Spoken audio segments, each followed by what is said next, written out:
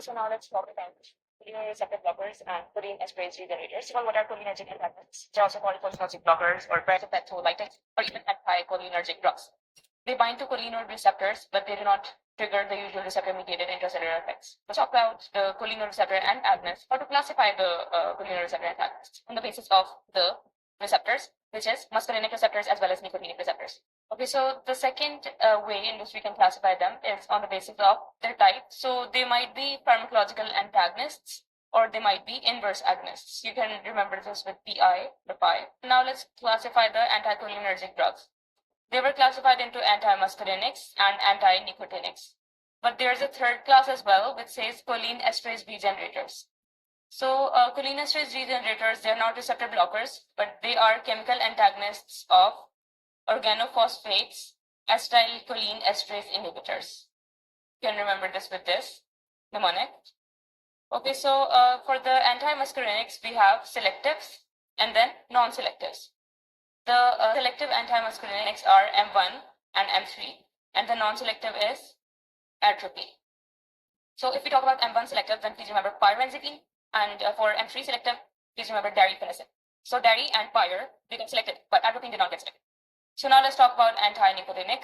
In the anti-nicotinic, I want you to remember GGH. So GH is for ganglion blockers. Example is hexamethylene. N is for neuromuscular blockers. Tubocuronium is an example. And then for the cholinesterase regenerators, we have oxymes. So pralidoxime. How does it act? It acts as chemical antagonist of organophosphate acetylcholinesterase inhibitors. To classify the muscarinic antagonists or antimuscarinics, so they can be selective or non-selective. In the selectives, we have M1 and M3, and for the non-selectives, we have only atropine. So now we can divide them on the basis of the site of action. So where do they act? The CNS, eye, bronchi, GIT, and genitourinary region. And another important thing is that a major determinant of this property is the presence or absence of a quaternary amine group in the drug molecule, because quaternary amine groups are charged and charged molecules are less lipid soluble. Now let's talk a little bit more about atropine. So atropine is prototypical, which means it is archetype, or it is the first in its classification, and it is non-selective muscarinic blocker. Let's talk about its history. So it is an alkaloid found in Atropa belladonna as well as other plants. Atropa belladonna was used in beauty because it was used for eye dilation. Tertiary amine, it is a tertiary amine as well. So these are the things that you have to remember, these three arrows. So atropine is a tertiary amine, which means that it crosses membrane barriers easily. And it has a half-life of 2 hours. It has a duration of action of 4 to 6 hours except for the eye. And it is well distributed in CNS, eye, and other organs. It is metabolized in the liver and it is eliminated unchanged in the urine.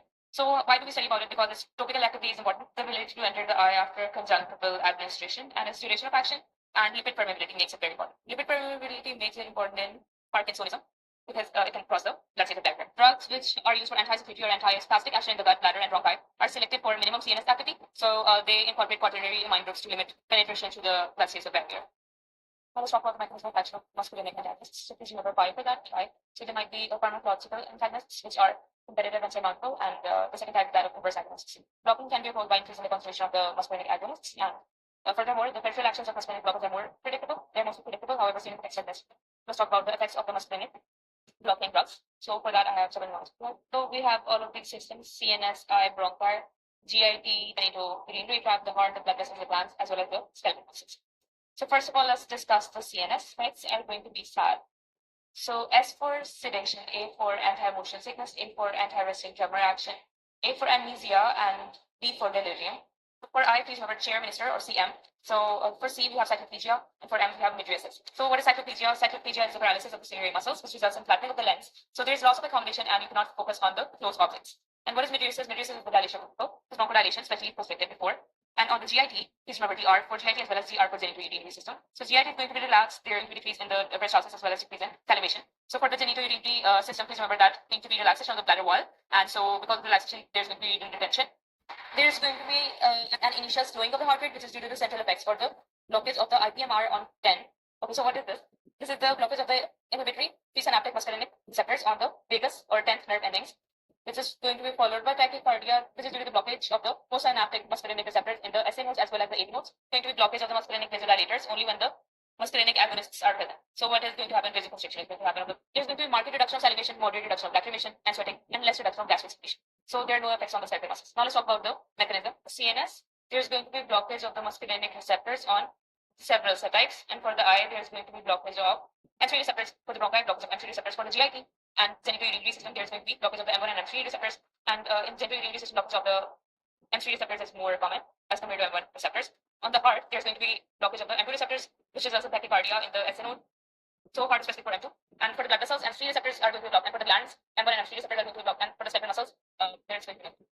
Now let's talk about the clinical uses of antimuscarinic drugs on the various systems.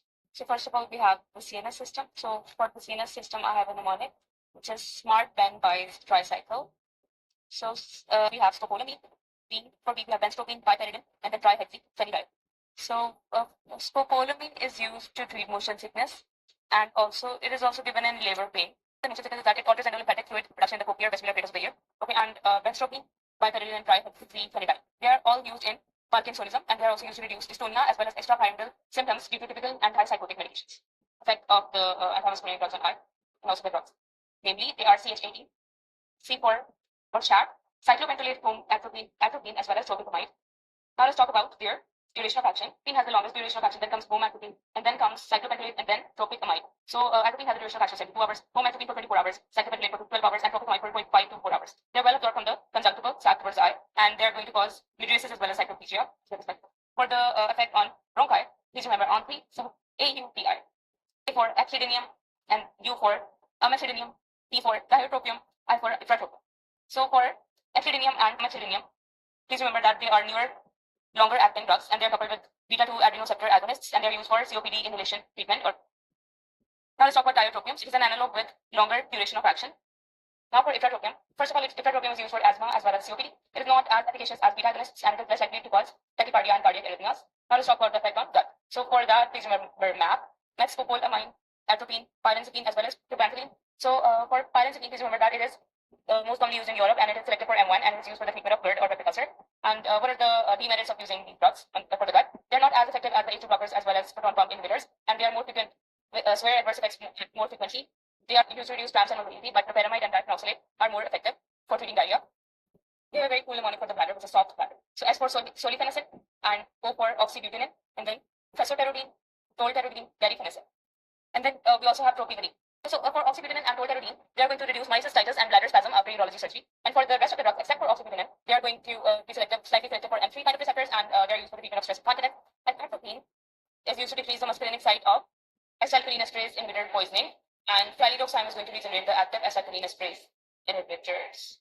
When we talk about the toxicity of the antimuscarinic receptors, please remember this picture. So a traditional mnemonic for this is dry as a bone, hot as a pistol, red as a beet, and mad as a hatter. Tricyclic antidepressants, for example, they may cause hallucinations or delirium in the elderly who are especially susceptible to antimuscarinic toxicity. At very high doses, cardiac intraventricular conduction can be blocked, which is very difficult to treat.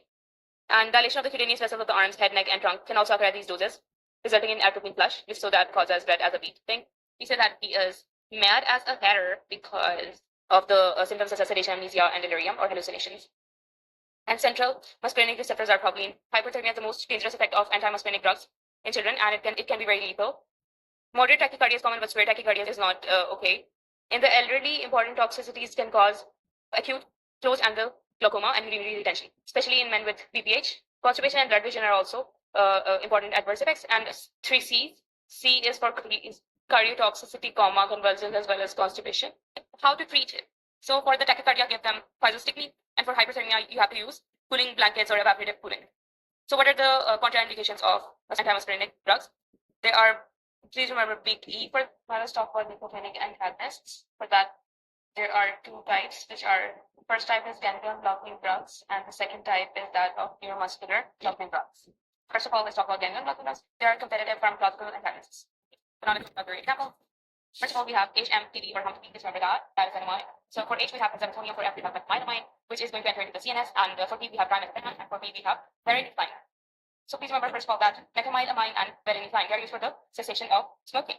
So another thing about varenicline is that it is a partial agonist which is given by mouth or orally, and for the hexamethonium or C6, it was given in hypertension before, and methylamine was also given in hypertension, but it caused very severe adverse effects, so they were not given afterwards. Now, for the trimethophan, it has poor lipid solubility, and it is orally inactive, and it has short half-life. So these ganglion blocking drugs are specifically used for reduction of the symptoms of Tourette syndrome as well as nicotinic addiction. They interrupt the SNS venous tone, and they cause venous pooling, postural hypotension, dry mouth, blurred vision, constipation, and sexual dysfunction. We're going to discuss this in detail. So now let's talk about the effects of ganglion blocking drugs. So for the CNS, please remember NP or TNP. It is going to decrease nicotine craving, and it is also used in Tourette syndrome, specifically methylmine because it enters the CNS. And for the eye, please remember cyclopedia and moderate mydriasis or CM Cholinesterase. So it also causes some bronchodilation in asthma patient, and but there are little effects. For the GIT, it causes severe constipation because of decrease in motility, and for the urinary system, it causes decrease in ejaculation from the SNS, and decrease in erection from the PNS, and decrease in the contractility of the bladder. For the heart, it causes moderate tachycardia and decrease in the cardiac output and force at rest, and it also causes blockage of exercise-induced changes. For the vessels, it causes decrease in the arteriolar and venous tone, and it also causes orthostatic hypotension, and it causes reduction in BP. This is basically dose dependent. And for the glands, it causes reduction in salivation, lacrimation, and sweating, and also gastric secretion. And on the SKM or skeletal muscles, it is not significant. For the neuromuscular blocking drugs, for example, tibopurine, it causes marked skeletal muscle relaxation, and it is important in surgery for retraction of the smooth muscles, and it is also going to cause mechanical ventilation of the patient and ECD. Now let's talk about cholinesterase regenerators. So these ralidoxime is prototype cholinesterase regenerator. It has an oxime group which has extremely high affinity for phosphorus atom in organophosphate insecticides, and the affinity of oxime group for the phosphorus atom exceeds the affinity of the enzyme active site for phosphorus. These agents will bind with the inhibitor, and they will displace the inhibitor from the enzyme if aging has not occurred. Aging is the formation of covalent bond with the enzyme. Active site is going to be regenerated afterwards, and ralidoxime is currently available in US, and it is used to treat patients exposed to high doses of organophosphate poisoning or organophosphate acetylcholine inhibitor insecticides such as parathione or to nerve gases. It is not recommended for use in carbamate acetylcholinesterase inhibitor overdose.